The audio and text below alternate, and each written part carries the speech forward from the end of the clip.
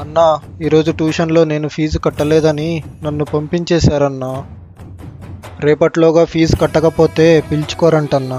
సరేలేరా, నేను రేపట్లోగా ఎలాగోలా డబ్బులు అడ్జస్ట్ చేస్తాను. ప్యాసింజర్స్ ఎవ్వరు రావట్లేదు, డబ్బులు ఎలా అడ్జస్ట్ చేయాలో ఏంటో.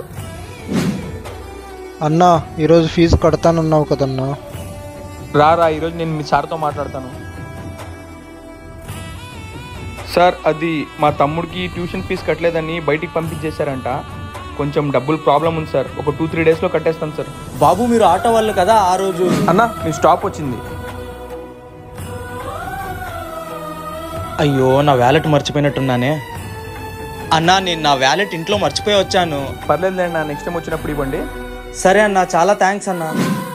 పర్లేదు బాబు, ఫీజు అడ్జస్ట్ అయినా కట్టండి బాబు. మీరు చాలా మంచోళ్ళు బాబు, మంచోళ్ళకి ఎప్పుడు మంచి జరగాలి. మీరు ఒకరికి మంచి చేస్తే ఆ మంచి ఖచ్చితంగా మీకు తిరిగి వస్తుంది. వీడియో నచ్చితే లైక్ చేయండి.